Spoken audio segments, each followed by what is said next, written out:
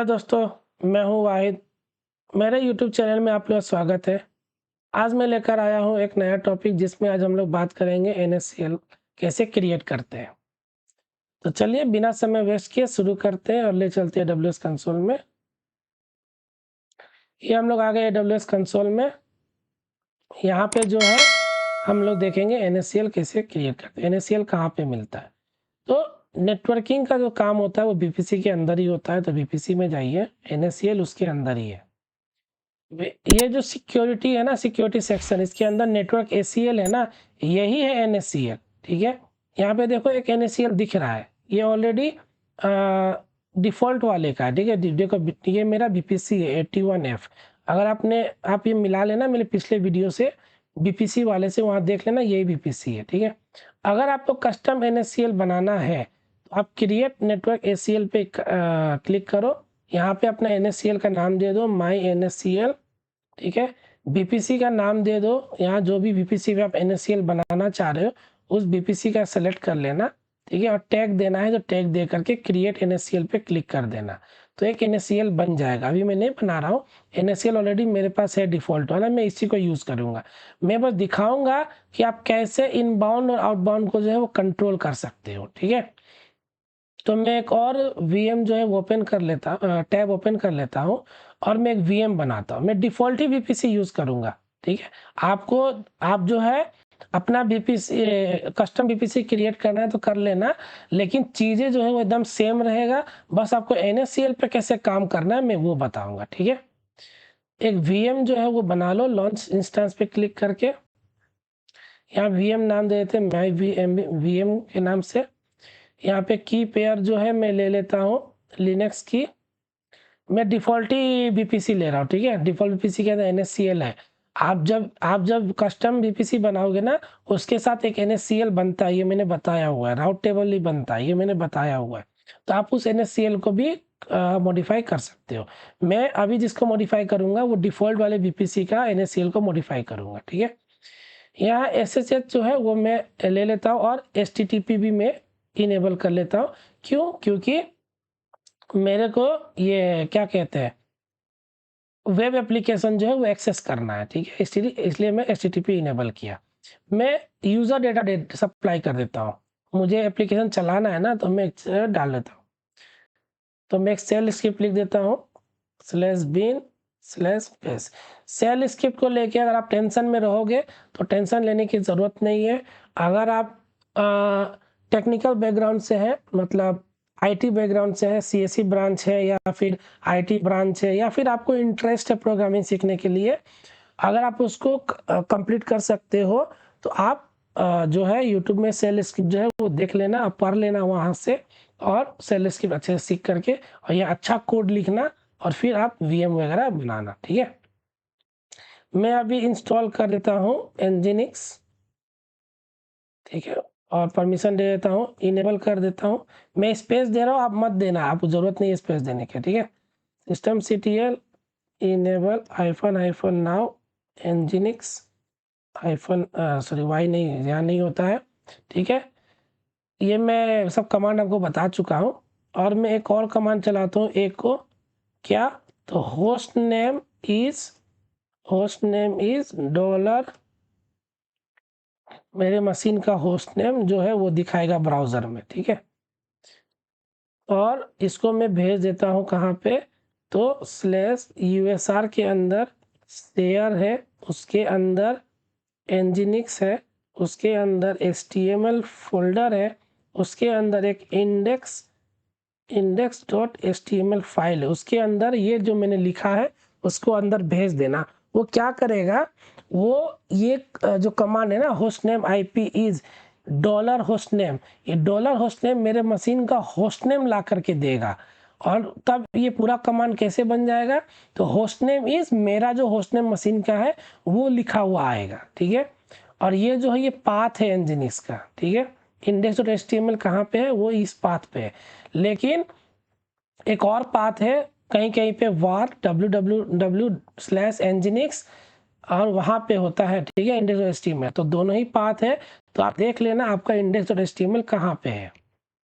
ठीक है, और लॉन्च इंस्टेंस पे मैं क्लिक कर देता हूँ। साथ ही साथ मैं एक और चीज़ कर लेता हूँ, मैं यहाँ पे देख लेता हूँ मेरा पब्लिक आईपी क्या है। पब्लिक आईपी अगर आपका देखना है तो व्हाट इज़ माय आईपी कर लेना और पहला ही लिंक ओपन कर देना। ये क्या करेगा, वेबसाइट आपका जो पब्लिक आईपी है वो दिखाएगा। ठीक है, ये देखो ये मेरा पब्लिक आईपी है, इसको कॉपी कर लेते हैं और मैंने कॉपी किया, ऐसे अभी ज़रूरत नहीं है, मैं बस दिखाया कि पब्लिक आईपी अभी ज़रूरत क्यों पड़ेगी मैं बताता हूँ। 2 मिनट रनिंग में हो गया। पहले मैं वेबसाइट देखता हूँ एक्सेस हुआ कि नहीं, थोड़ा देर वेट करते हैं, इनिशियलाइज हो रहा है ना, इसको रनिंग में आने देते हैं। ऐसे एक्सेस हो जाता है, ठीक है। अगर आपका इंटरनेट फास्ट है, आपने बिजनेस प्लान लिया है तो आप डायरेक्ट आईपी का एक्सेस कर लो। मैं करूँगा तो हो सकता है ये ना दिखाए, दिखा भी सकता है, ट्राई करते हैं।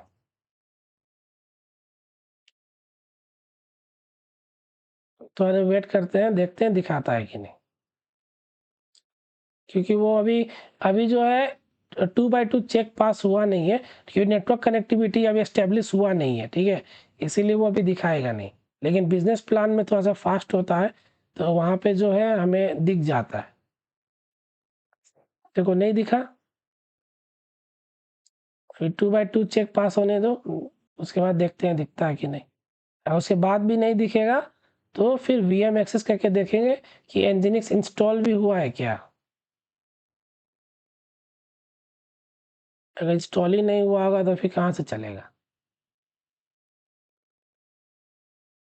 तो थोड़ा वेट करते हैं। अब पब्लिक आईपी मैंने क्यों दिखाया, क्योंकि उसको हम लोग यूज़ करेंगे। अभी मैं क्यों यूज़ करूँगा, देखो मैं बताता हूँ। अभी एक बार रिफ्रेश करके देखते हैं।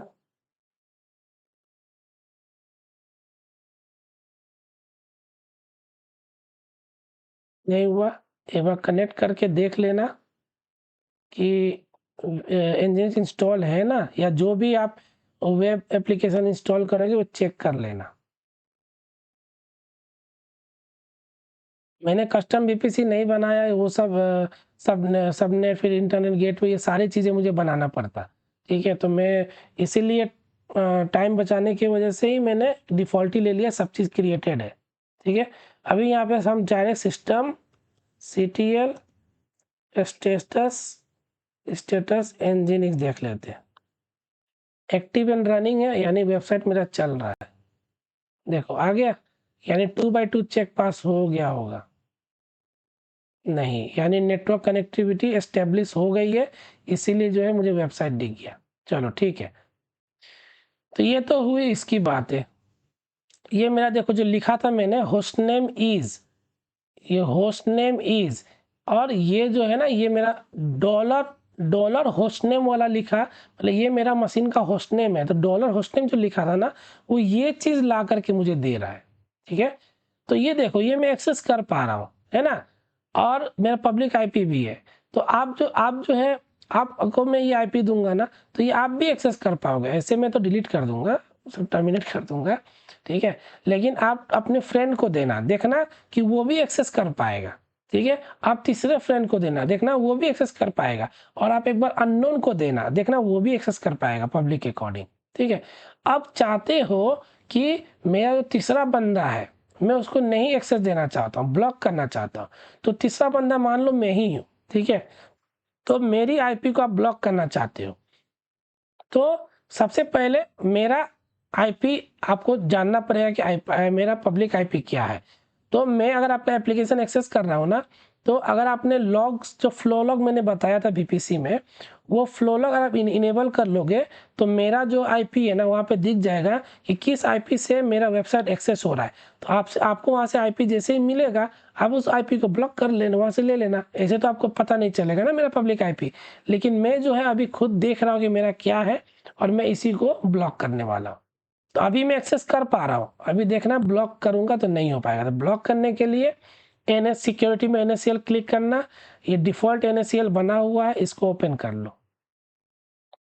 ओपन करने के बाद यहाँ इनबाउंड रूल आउटबाउंड रूल है, ठीक है, और सबनेट एसोसिएशन है। तो इनबाउंड रूल पे क्या अलाउ करना है ट्रैफिक, आउटबाउंड रूल पे किस ट्रैफिक को जाने देना है, सबनेट एसोसिएशन में कौन सा सबनेट को आपको ऐड करना है। तो अभी हमको इनबाउंड रूल, मेरे अंदर कौन आ सकता है, मेरे वीएम को एक्सेस कर सकता है। तो अभी देखो यहाँ पे एडिट इनबाउंड रूल करो, देखो 100 रूल नंबर, ये रूल नंबर के बेस पे काम करता है।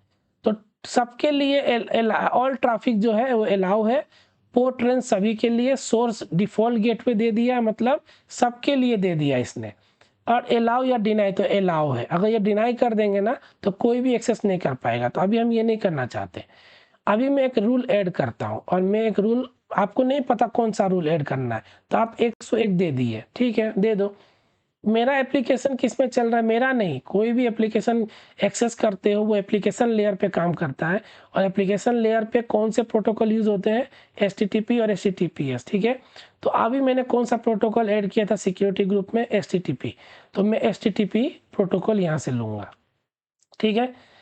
अब मैं ये सभी के लिए अभी अलाउ कर रहा हूँ, तो नहीं, यहाँ पे मैं चाहता हूँ जो मेरा जो पब्लिक आईपी है, मतलब ये आईपी मुझे मेरे लॉग से मिला, तो लॉग से मुझे ये आईपी मिला, मैं ये आईपी ब्लॉक करना चाहता हूँ।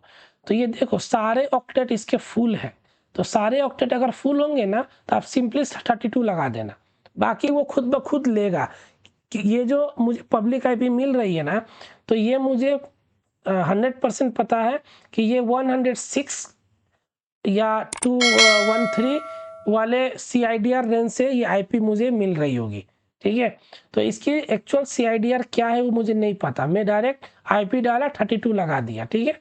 मतलब इसके अंदर की जितनी भी CIDR मतलब इसका जो ओरिजिनल CIDR है ना, उस CIDR के आईपी सभी को ब्लॉक कर दो और अलाउ कर दी। और मैंने इसको अलाउ नहीं करूँगा, मैं डिनाई करूँगा, मतलब एक्सेस नहीं होना चाहिए, यानी मेरे मेरे लैपटॉप से ये वेबसाइट मेरा एक्सेस नहीं होना चाहिए, ठीक है। सेव चेंजेस कर दो। अब जाके देखो एडिट इनबाउंड रूल पे, यहाँ पे देखो 101 ट्रैफिक लगाया, और ये मेरा आईपी है और /32, मतलब मेरा आईपी जो है वो मैंने क्या किया है, ब्लॉक किया है, डिनाई, ठीक है। /32 इसलिए लगाया है कि मुझे नहीं पता कि मेरा CIDR क्या है, लेकिन सारे ऑक्टेट में मेरे कुछ ना कुछ है, तो इसीलिए मैंने क्या किया, वहाँ पे 32 लगा दिया, ठीक है। अब जो है, अब जाओ और एप्लीकेशन एक्सेस करो, फिर भी एप्लीकेशन एक्सेस हो रहा है, ब्लॉक कहाँ हो रहा है, देखो एक्सेस हो रहा है ना, रिफ्रेश कर रहा हूँ तो ब्लॉक हुआ नहीं। तो देखो अभी समझो, मेरा ट्रैफिक जा रहा है, मेरा पब्लिक आईपी कहाँ जा रहा है, AWS के पास। वो वो किसको हिट कर रहा है, पब्लिक आईपी को हिट कर रहा है, कितना, तो ये ऊपर देखो तीसरा टैब में 18.191.71.77 ये एक आईपी है, इस पे हिट कर रहा है। जैसे ही हिट किया वो देखा कि अरे ये तो एक VPC के अंदर है, तो VPC के अंदर जा रहा है और वहाँ से एंटर कर रहा है सबनेट के पास, सॉरी सबनेट के ऊपर NACL मैंने लगा दिया, NACL के पास जा रहा है। NACL के पास जैसे एंटर कर रहा है तो पहला ही रूल देख रहा है कि 100 है, और इसको ट्रैफिक क्या है, ऑल ट्रैफिक। तो ये क्या कर रहा है, मेरे आईपी को अलाउ कर रहा है, कि बोल रहा है कि अरे यार पहले ही अलाउ कर दिए हो, और सबको बोल दिए हो कि ट्रैफिक जो है अंदर आ सकते हैं, तो ट्रैफिक आ रहा है। तो बोलो कि दूसरा तो मैंने लगाया हुआ है कि डिनाई, तो दूसरा वाला देखेगा ही नहीं, वो पहला ही देखेगा सबसे टॉप पे, फिर उसके बाद नीचे देखेगा, फिर उसके नीचे देखेगा, फिर उसके नीचे देखेगा। तो रूल जिसका सबसे प्रायोरिटी सबसे पहले है, पहले उसको देखेगा, बाद में किसी और को देखेगा। तो आप बोलोगे फिर डिनाई कैसे करेंगे, तो डिनाई करने के लिए आपको पहले 100 से ऊपर आपको लगाना पड़ेगा एक रूल। तो 100 से ऊपर लगाने के लिए उसका मतलब उससे कम, तो 100 है तो 99, ठीक है। अब इसको मैं सेव कर देता हूँ। अब देखो ये रूल 100 से ऊपर आ गया, ये नीचे देखो ये 100 से ऊपर आ गया ना।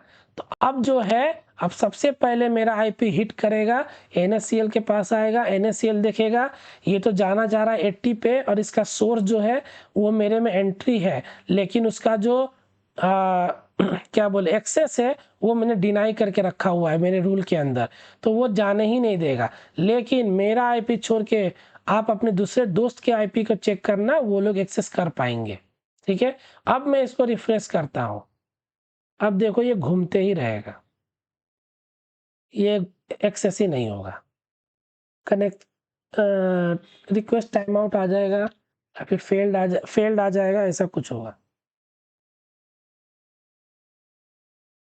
थोड़ा देर वेट करिए, देखते हैं। आ गया site can not be reach. तो अब ये एक्सेस नहीं हो रहा है, ठीक है। अब जैसे ही मैं उस रूल को रिमूव कर दूंगा, फिर सेव चेंजेस कर दूंगा, अब देखना एप्लीकेशन जो है वो एक्सेस हो जाएगा। देखो हो गया, ठीक है। तो इस तरह से जो है NACL काम करता है। किसी भी पार्टिकुलर आईपी को जो है आप ब्लॉक कर सकते हो और उसको जो है आप रेस्ट्रिक्शन लगा सकते हो कि किस आदमी को किस ट्रैफिक को अंदर आने देना है और किसको नहीं देना है, ठीक है। तो इस तरह से हम आईपी को कंट्रोल कर सकते हैं। तो चलिए, बातें तो बहुत हो गई। अगर आपको कोई चीज़ समझ में ना आया हो तो कमेंट करके आप मुझसे पूछ सकते हो, मैं उसका रिप्लाई ज़रूर करूँगा।